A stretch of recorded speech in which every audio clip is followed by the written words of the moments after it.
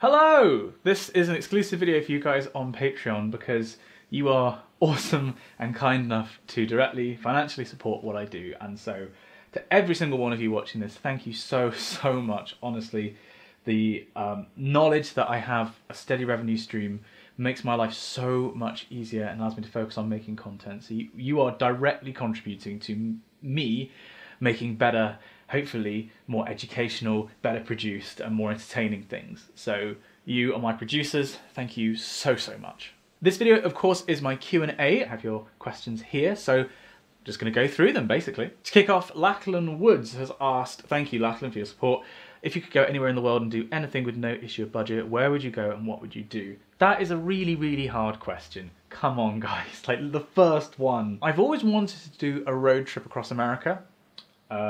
With like maybe just one or two friends, just like really close, or me and Pixel Girl.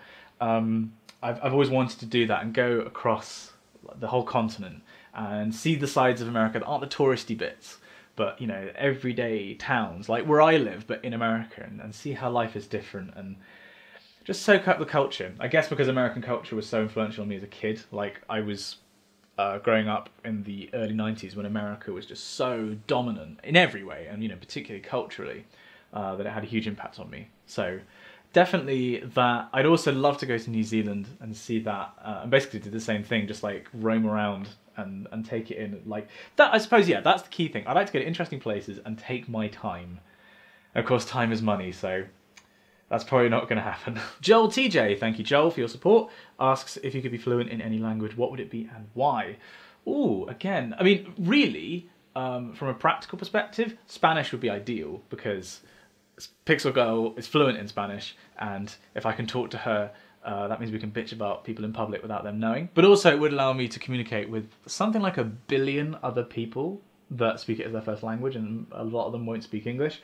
So on that lines, you know, Spanish or Arabic would be really interesting. I actually just went and visited a friend of mine who lives in Oxford who speaks Arabic, and got some pronunciation tips from him for a video that I'm working on at the moment. And just talking to him about it, I was like, yeah, this is a really cool language. Like, and also as a culture, you know, going back so many centuries, it's a fundamentally alien culture to Europeans, and now is perceived as like an antagonistic enemy culture, and of course that's complete rubbish. You know, there are elements of the Arab world which wish the West harm, like ISIS, but that's the tiny percentage, in the same way that there are elements of the UK who directly wish me harm. You know, in Northern Ireland there are a few die-hard people who I'm sure would love to do grievous harm to an Englishman. So I'd love to learn Arabic for that reason. Other than that, Latin would be cool. Like, as a language, I just wish, seeing inscriptions on buildings and singing Latin, I just wish I understood it a bit better. David Ifed, thank you David for your support, says, what would your ideal life look like in 25 years? Okay, 25 years, so I'm 50-ish. Don't give me shit. When I'm 50, I would, well, I suppose from a purely like practical perspective, I would want to be financially secure. I hope that kind of goes without saying, really, and own a house and, you know, be comfortable in terms of how much money I have. I don't have dreams of being a millionaire or a billionaire. You know, money in of itself doesn't really hold much appeal for me. I'm much more interested in experiences. And yes, I know that money buys you experiences, and it can buy you great security and entertainment, but I don't have a particular urge to earn lots and lots of money. So I'm not concerned about being ridiculously rich. I want to be secure, yeah. I'd also like by that point to have a family, maybe 1 or 2 kids. I'm an only child, so the idea of having a huge family is like, yeah, not what I would consider a domestic bliss, but a couple of kids, and settle down with a wife and a cat, maybe a dog. Like, I know that on the WikiCast, Dan and I give each other shit for that, but I do really like dogs, so maybe both. And then most importantly, I want to be looking back on the past 25 years of a bunch of important things, important achievements, and making a difference to people.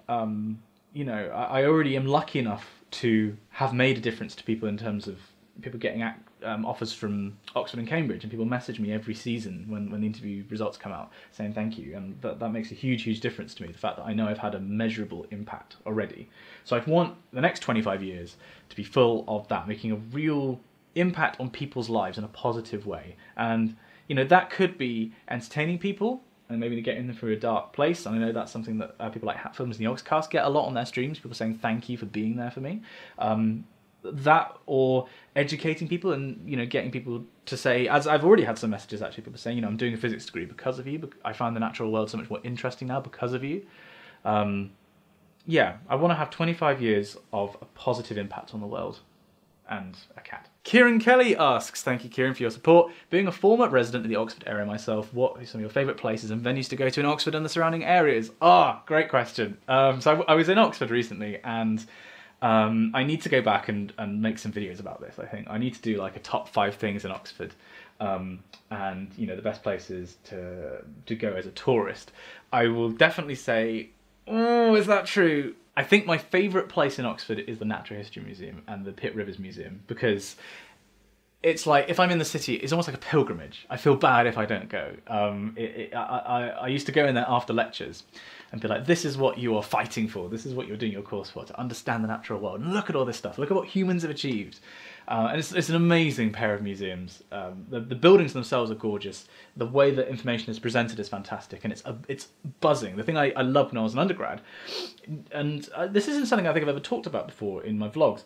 When you're an undergrad, you are so cut off from family lives, as in you are surrounded by people your age, and so it was really refreshing to go to somewhere where there were parents with their kids, and there were grandparents with their kids, and the place was like a buzz with noise and activity. I love that place so much. Then as well as that, I do love walking around the Covered Market, which is much more chill and just like a nice building with a nice vibe to it, which is completely the opposite to the third place I'll mention, which is Atomic Burger, which is my favourite, probably my favourite place to eat in the world. It is a sci-fi pop culture themed restaurant with burgers like the Dolly Parton and the Blues Brothers and the Boris Karloff. And like, I think the Blues Brothers, for example, was like a burger with bacon, American cheese and meatballs, and like these really unusual fillings, and so good.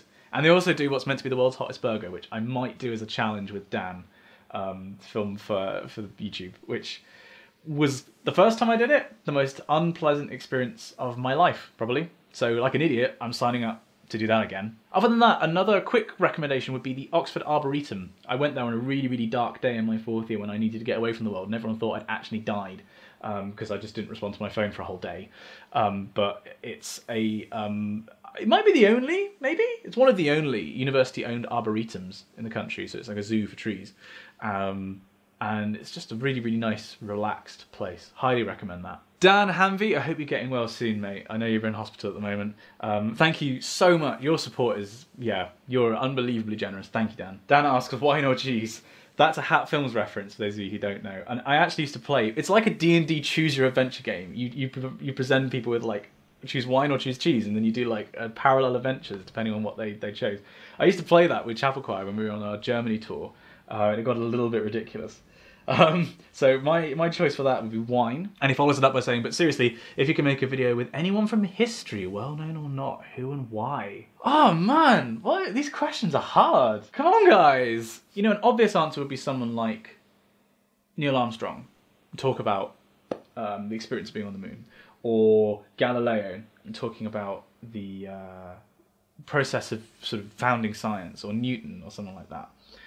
I would really want to take somebody, the earliest person who could understand my English. Let's just assume that there's a language barrier.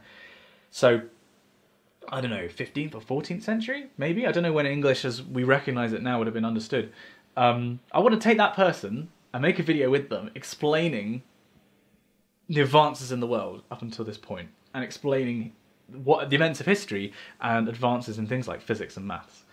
So somebody who was intelligent, intelligent enough to kind of take this all in and learn, but I think that'd be really, really interesting to show, you know, how far we've come in the 500 years or whatever it had been since this person was around. Logan McGillivray, great name by the way, thank you for your support, Logan, has asked a bunch of questions. I'm going to give them quick answers. Right, I love your videos, thank you. 1, would you ever do a meetup? Yes, I'm going to be going to Oxford again in about 6 weeks or so, sometime at the end of this first term, because Oxford's where there's the highest concentration of people who recognised me and like watched my videos. So I'm thinking of doing a meetup there. If that goes well, maybe I'll think about doing more, but frankly I don't think I'm famous enough to warrant multiple meetups. So the answer to your question is Yes, kind of. Then second question, would you just stay with YouTube, blogs and podcasts, or if the opportunity arose, would you be on full-time TV?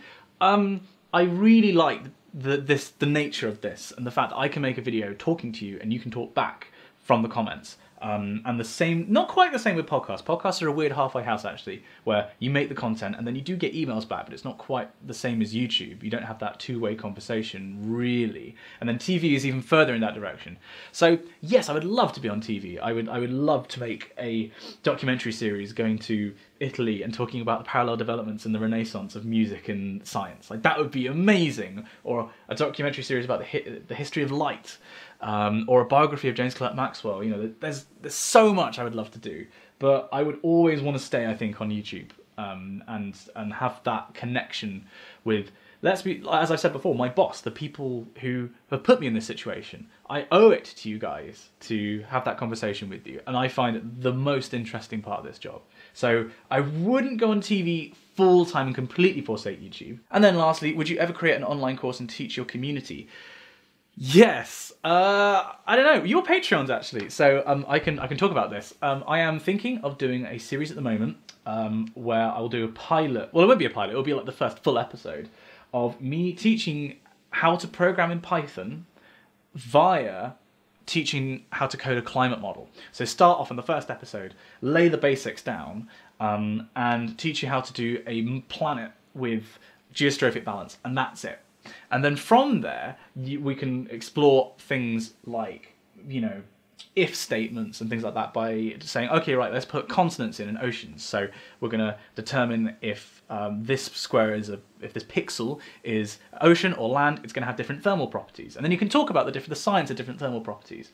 So I'd love to do that as a series. I also have an idea for doing a teaching science via Socratic method on YouTube, which I'm not quite sure how it would work. It would be a bit like those language tapes you can get, which I definitely didn't buy to try and impress Pixel Girl by learning Spanish, where you have a teacher talking to students on the tape, and the idea is it's like you're one of the students. I'd like to try and doing that on YouTube with maths. I think that'd be really, really interesting. And then also, I am hopefully soon going to try, for a couple of weeks, say, and do some stuff on Twitch, where I want to be answering people's questions about maths and teaching concepts in maths for different levels via live streams of going through homework questions and essay questions. And sort of, yeah, using the questions as a hook to be like, right, this question is asking about this bit of the syllabus. This is what you need to know. This is how this works. And now let's look at this question and answer it. And do that for example, on a weekly basis, like A-level mechanics, or we're going to do GCSE physics questions, or we're going to do, I don't know, radiation questions from A-level physics, or maybe even some undergrad stuff. I could go through an Oxford past paper and explain how you answer all the questions. That would depend on me remembering everything from my degree though.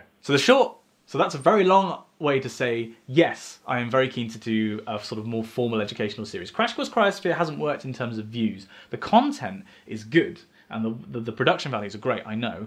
Hasn't quite succeeded on the platform. So I am keen to try again and do something, well, like all the ideas I just said. Mark Anthony Magro, thank you for your continued support, Mark. Hey Simon, I have a question for you. Really want to know your thoughts about science communication as a budding science communicator, or maybe flowering science communicator, on which topics or issues... Oh, thank you, I thought you were talking about you. On which topics or issues do you think the general public needs more information or better explanations? There's a few questions here. So the answer to that one, I think, is people need to understand statistics a lot better. There's a lot of misuse of statistics and a lot of misuse of the scientific method, where you'll get a study that'll be narrowed and whittled down to a very misleading headline in the Daily Mail normally. And people need to understand more, I think, how science works, and need to think more about how statistics work specifically. And then in another easy question, they ask, how can we moderate the internet to be a safer place for anyone who wants real answers? I don't have the answer to that. I wish I did, because genuinely fake news and fake information on the internet is a huge problem at the moment. And in a way, the technology has outpaced our social ability to keep up with it. You know, we don't have methods of staying on top of and judging for ourselves this information. So, yeah, it's a big issue, and I don't have the answer. If anyone does have the answer, leave them in comments on this Patreon post. Next, Cameron Matchett, thank you for your support, Cameron, says, I feel that your PhD vlogs are spot on. in getting across the fact that science isn't always perfect and that it is an ongoing process of improvement and optimization. Yeah, I get shit wrong a lot. However, I believe that many creators portray a false image of what science is about. Do you think there is a problem with people sugarcoating science in the media? Should science communicators such as yourself ensure that a clear picture of the scientific community is created so that the potential scientists of tomorrow are not misled? Yes, in short. I do think, and I can understand why they do this, I think some science communicators tend to put scientists on a pedestal and be like, you know, Einstein. I think Neil deGrasse Tyson is an example of this, being like, there's that famous clip of him being like, you know, dealing with a badass over here, talking about Newton, about the fact he developed infinitesimal calculus by like my age, and he'd done all this, you know, literally, you know, the era that we currently live in, Newton defined how we think about the natural world. And obviously that is astounding. But they kind of just leave it at that, and they will leave it as like, wow, you know, I can't deal with it. We can't talk about this like he's a human being. He was a human being. I think what I have always tried to do with my vlogs is, and this is the Ponzi way I think about it, is I try to contextualize science within the human experience. Like, show that when science does happen, it's an infinitesimal little, you know, expansion ever so slightly of one tiny bit of human knowledge that only occurs through hard work and through mistakes. And that, I think, makes the science a lot more understandable, because it makes you realise you don't have to be a genius to understand it. You don't have to be part of a select club. You just, you know, you see that the people that came up with this stuff were just like you. Maybe they were just a little bit more determined, or more likely they had better opportunities in life. You know, you look through all the big scientists in history, and almost all of them were from privileged backgrounds. You know, it shows that anybody can understand this stuff, I think. And that there's like two schools of thought, you know, in doing SciComm. And I get, like I said, why people like Neil deGrasse Tyson and Brian Cox tend to put these people on pedestals. Because it sensationalizes it, it makes it sexier. And the reality of, if you're going to be doing astronomy, for example, of getting up in the middle of the night and doing observations for hours and hours and hours and hours where you're bored, and then maybe you'll get a nugget of interesting information. Or in my case, you're coding for hours or months and months and months, and then you might get something interesting at the end. That's not as sexy. It's more difficult to sell. And I think there needs to be a balance between those two things. So there's scope for people like Neil deGrasse Tyson to make sexy science content. But I think it's also important that I try and make stuff that shows the reality of what it's like, and then try and make that engaging in the same way. It's never going to be as popular, I don't think. But I think it's important that we try and contextualize the way that science is done. Bloody hell, I am rambling. These are very long answers. Tim Boxall next. Tim, thank you for your support, asks, is there a particular area of science you want to focus on as a science communicator? And if so, what and why? Definitely physics. In terms of science. I mean, I'm really keen to try and do intersectional stuff where I'm talking about physics and maths and history and music, and try and, you know, find the intersections between those, and the bits, particularly where three or four of those things align, and show how these things relate. But in terms of the science, like I said, physics, because that's my background, that's what I feel comfortable talking about, and atmospheric physics in particular, and like I mentioned previously about building a climate model, coding, well, you know, talking about practical climate physics, and how the world around you, and by that I literally mean the atmosphere around you, how that works.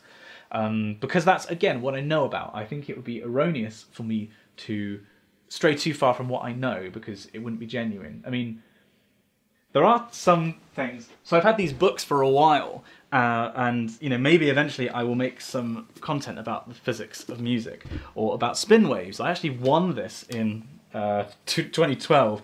I'm pretty sure they just gave me this as a prize for a talk I gave about the history of pi. They just gave me this because they had it lying around. But, you know, maybe one day I will get to the point where we could make an interesting video about maths that looks like that. Or more likely, I could do stuff to do with quantum field theory and string theory, because I did a module in string theory, and technically half of my fourth year at Oxford, such as it was theoretical physics. It was field theory. So I've been looking through this and thinking, actually, this isn't as hard as I remember it being. You know, maybe I could move into do some of this more abstract stuff. Generally, I think I want to focus on doing stuff that's tangible and that I know about, basically. I'm really sorry if I'm murdering this name, because I'm never quite sure how to pronounce this. Is it Ji Ying? Z-H-I? Is that G? If that, ZHI Ying, thank you very much for your support. I'm sorry that I butchered your name. Please comment below with how that is meant to be pronounced.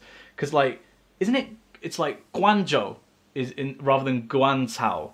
Sorry, this is like turning into the Wikicast now. They ask, a little on the musical side of things, how did your love for chapel music start? I actually did a video about that. I did my music story vlog. The short story is that I grew up doing music. My mum's an amateur opera singer, but I think if anything that pushed me away from being interested in choral music. It kind of started really for me with the game Civilization 4, which has an amazing soundtrack that is basically the best music from the era of the game you're playing. So if you're playing in a Renaissance, you're hearing Jos Cantapré and Palestrina and Johannes Ockeghem and people like that. And then once you get to the industrial era, you're hearing Brahms and Bruckner and stuff like that. So that was kind of where it really took off for me. And then I wanted to impress a cute girl. So I said I was really into choral music and then went to an audition and I got in a bit too deep. That's basically how I got into singing. And then to answer your other questions, what tunes do you rock on your runs? Recently I've actually been listening to podcasts. I was listening to Hello Internet last night when I did my, I'm on the way to training for a half marathon. There's a video coming up about that quite soon. So I listened to Hello Internet. I've also listened to No Such Thing as a Fish and 99% Invisible, but generally I have a 90s school disco playlist of stuff like Fall Out Boy and S Club 7 and Green Day and Blink 182 and stuff like that. And then I also have playlists of stuff like Run the Jewels and Eminem. Kind of all over the place really. Some days I'll just feel like relatively hardcore stuff, and then some days I feel like cheesy pop, and some days I feel like a podcast. And then next, Real Engineering. Brian, thank you for your support. I do mean that. Asks, where did you get your hairstyle? For those of you that don't know, I think this may have been the very first question that Brian asked me on my channel. Like, Brian and I know each other, and we've met up at VidCon and stuff like that. And he always asks this question. He was like, it's a good hairstyle to be fair. I asked for it short on the back and sides and longer on top. That is it. And then I pick a number that's like 6 or 7. I got scared once when I went to a barber's, Brian. That is the actual story. I was just like, short on the back and sides, longer on the top. 6. And that's how I got my hair. I haven't changed it for like 10 years. Hannah Muller asks, thank you Hannah for your support. What is your favourite era in literature / music / art? I'll tell you what my favourite era in literature is not, Hannah, and that's your fan fiction of Dan and I having sex. Much as we asked for it, I regret asking for it. I think I could actually answer all 3 of those with the same era, which is the Italian Renaissance. I mean, for literature, I don't think I've read anything from the Italian Renaissance. I mean, I'm reading The Prince at the moment, which is from the 1520s, I want to say. So I guess that's kind of at that time.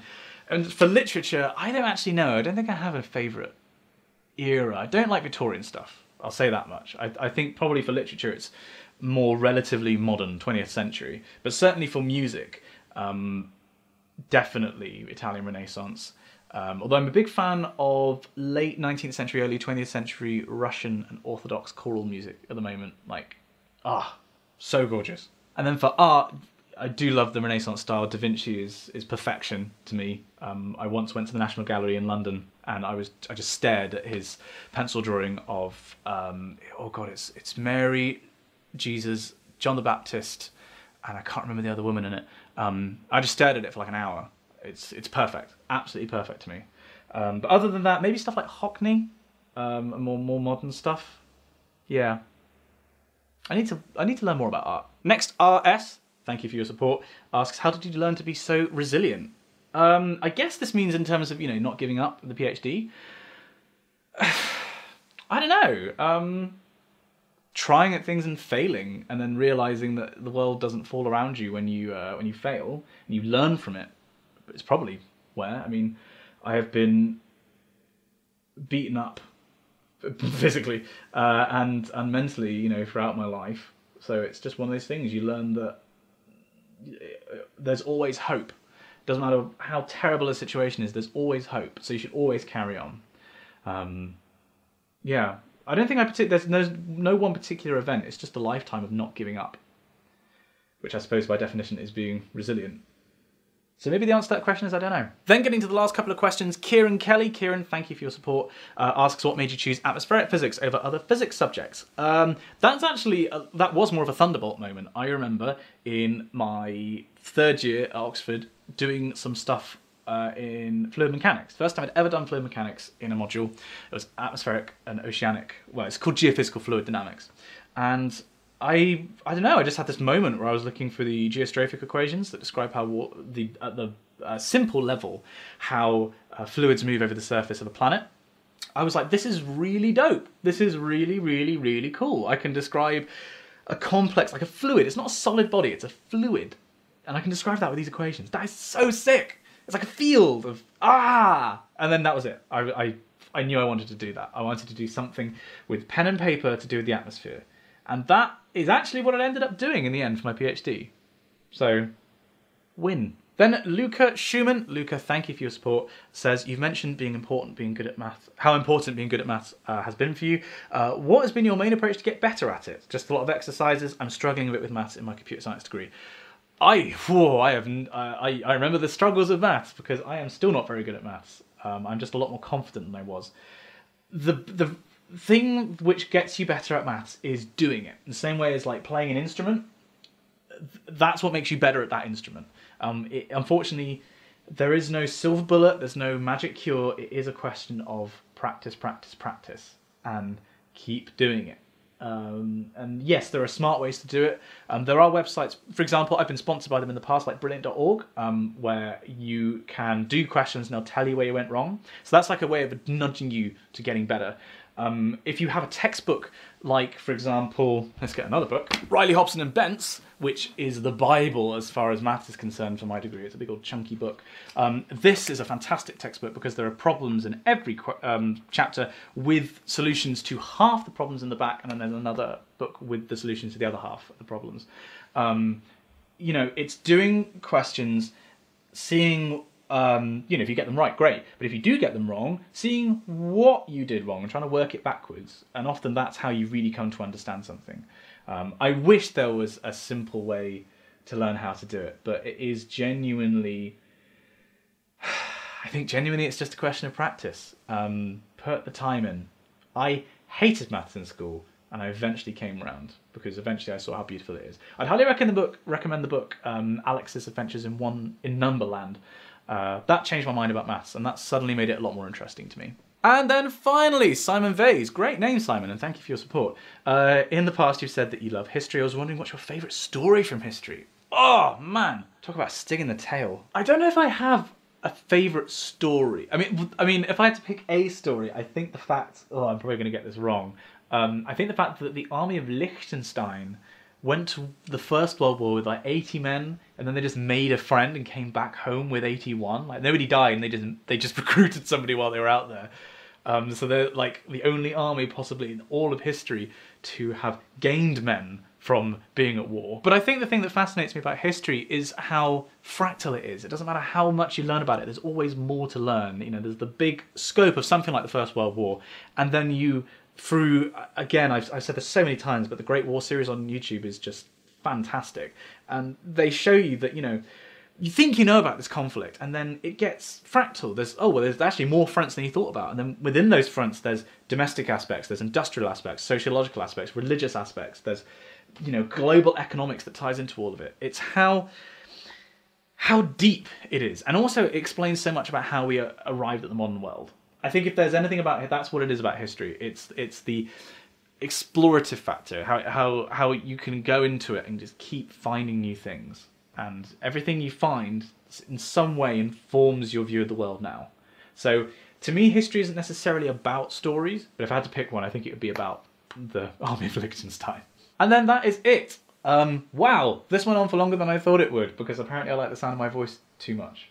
God, maybe I should start a podcast. But thank you for watching this. I hope you found it entertaining and you learned a few things. I also want to say thank you again to everybody who asked questions, but also everybody who supports this Patreon and might be watching this. Honestly, you guys make a huge, huge difference. So thank you. I actually made good on my promise and delivered some exclusive content to you. If you have any suggestions about stuff you'd like to see in the future, do also leave those in the comments on this post. And yeah, You'll be seeing more of me, much more of me this year. Let's put it like that. Thank you again, guys. I'll see you next time.